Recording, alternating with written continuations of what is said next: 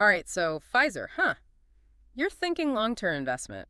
That's smart. You really got to dig deeper, especially with all this talk about them transforming. And we've got this recent analysis here breaking down their performance, future prospects, all that. And let me tell you, there are definitely some angles Wall Street seems to be missing. It really is fascinating. Like the article paints this whole picture of Pfizer evolving, right? hmm While everyone else is stuck on their stock, lagging behind the S&P 500 this year. Yeah, exactly. Like on the surface, it's easy to just be like, oh, Pfizer, they had their COVID boom, now what? But then Yeah. you see that 5.9% dividend yield they're offering. And that definitely catches the eye, especially with interest rates being what they are these days. Totally. And investors always flock to those dividends when fixed income stuff just isn't cutting it. But here's the thing. Even with that juicy yield, Pfizer's only trading at 9.4 times forward earnings. Their Mhm. peers, they're averaging 17 times. So somebody's seen something different here. Okay, so let's get into it. What is this transformation story everyone's talking about? Well, the article jumps right into how Pfizer is doing outside of all the COVID stuff. Their non-COVID revenue last quarter, up 14%. And guess what's leading the charge? Oncology. Oncology has really become the powerhouse. That 31% revenue jump last quarter, that launched them right up to the third largest biopharma company, specifically in oncology. And this isn't an accident either. They've been making some seriously strategic moves. Like that Seagen acquisition, right? Dropped a cool $854 million in revenue last quarter. So that's got to be a big piece of the puzzle. It absolutely is. Seagen brings this whole arsenal of cancer treatments into Pfizer's portfolio. Think Padchev. That's one of Seagen's treatments. And when they pair it with Merck's Keytruda, it's become like the go-to treatment for a certain type of bladder cancer. So that's the kind of synergy they're going for. So it's not just buying a company. It's about knowing how to make all the pieces fit together to create something even bigger. But hold on.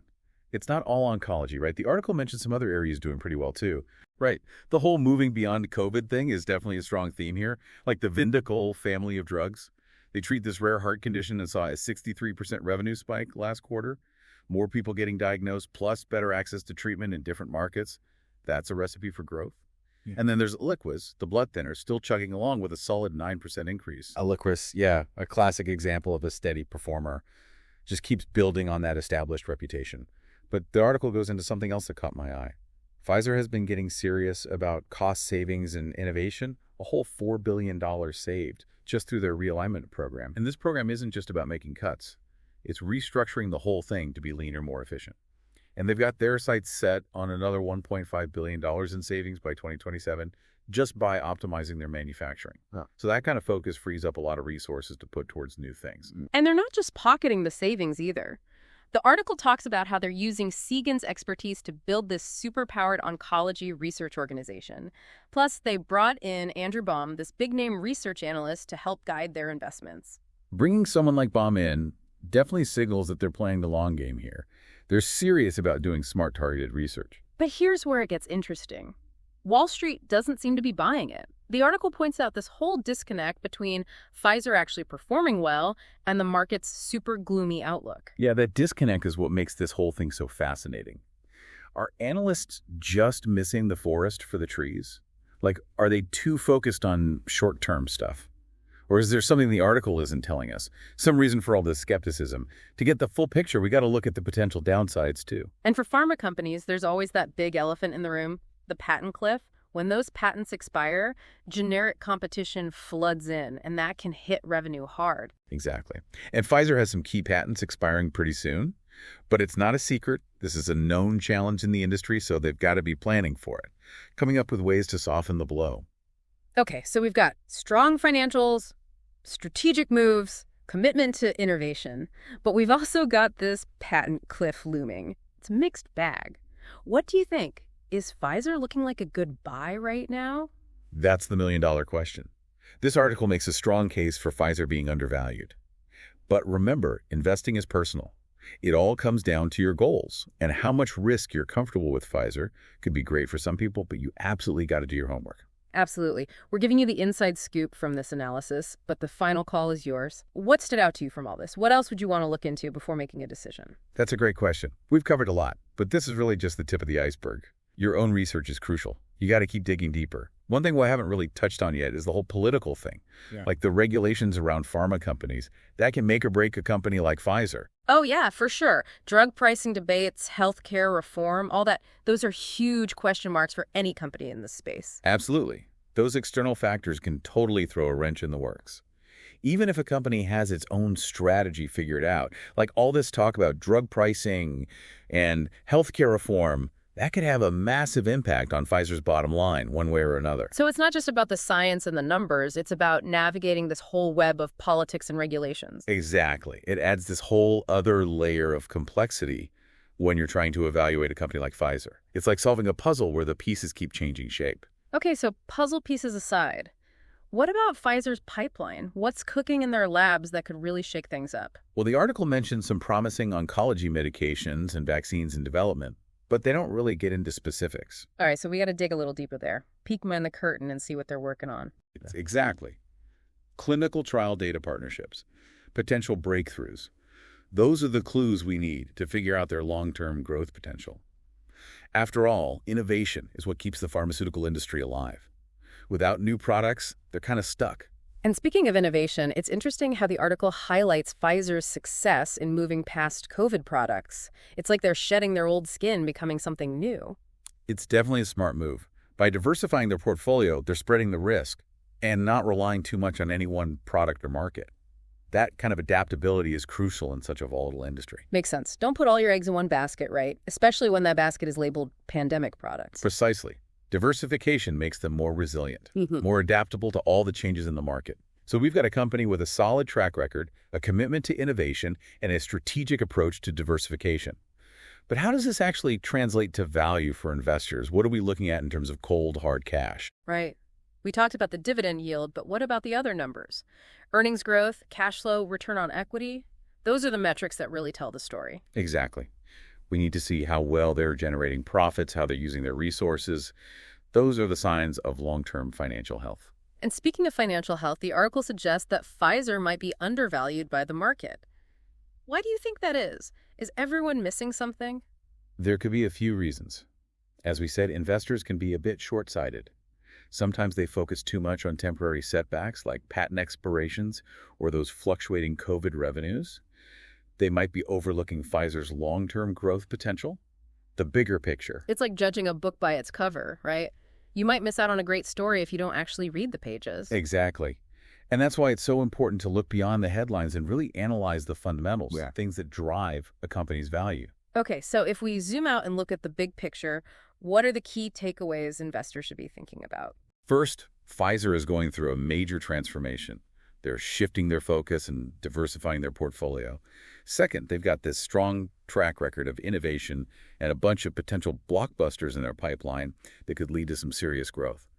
Third, that attractive dividend yield and the fact that they might be undervalued make them a pretty interesting option for long-term investors. But of course, as always, investment decisions should be based on your own goals and how much risk you can handle. Right. There's no magic formula for investing. It's all about finding what works for your own financial situation. Exactly. And you got to do your research. Look into the company carefully and understand the risks. Investing is a journey, not a destination. There will always be bumps along the way. Speaking of bumps, what about potential risks? We already talked about the patent cliff. Are there any other challenges Pfizer might run into? Competition is tough in the pharmaceutical industry. There are always new drugs and therapies coming out. Pfizer has to stay ahead of the game to keep their market share. It's this constant race to innovate and develop the next big treatment. One mistake, and they could fall behind. Like a high-stakes chess match where every move matters. Exactly.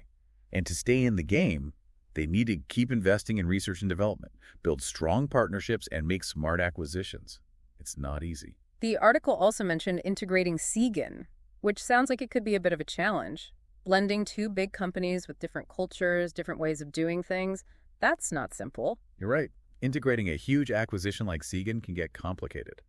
Cultural clashes, operational hurdles, even scrutiny from regulators.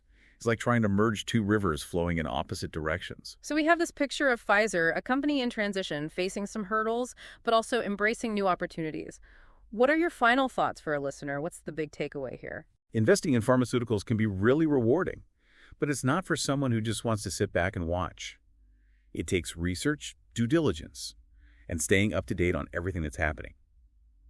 Pfizer has a great history and a promising future, but it's up to each investor to decide if it fits their goals and their risk tolerance. Great advice. It's all about making smart choices that work for you. No one else can tell you what the right investment is. Exactly. And remember, the world of investing is constantly evolving. Staying curious and learning is key. Well said. Now, before we wrap up, if you could give our listener one piece of homework, what would it be? What should they look into further to make an informed decision? I'd say take a closer look at Pfizer's pipeline. Check out their clinical trials, research partnerships, and the potential impact of their new drugs and therapies. Understanding their innovation strategy can give you some really valuable insights into their long-term growth. That's a great suggestion. It's not just about the numbers, it's about the story behind those numbers, the innovation and research driving them. Exactly. And Pfizer's story is definitely one to watch. It's a story of transformation, resilience, and a commitment to improving human health. Couldn't have said it better myself. Well, on that note, let's move on to the final part of our deep dive and break down all this information into some key takeaways for our listener. Okay, so we've really gone in depth on this Pfizer deep dive. Everything from their financials to those big acquisitions, the challenges they're up against, and even the risks. It's a lot to process. So let's break it all down. What are the key takeaways here for our listeners? Absolutely. If you're seriously thinking about adding Pfizer to your portfolio, here's what you got to remember. First things first, Pfizer is changing big time. They're moving past those COVID wins, they're diversifying, and they're really focused on making their core businesses even stronger. Yeah. And buying Seagen is a perfect example. They're clearly making a play to be a major player in oncology, which is a field that's growing like crazy. Right, and it's not just about oncology. Think about the success they've had with Vyndaqel and Eliquis. They're not putting all their eggs in one basket. Exactly. That's a huge point.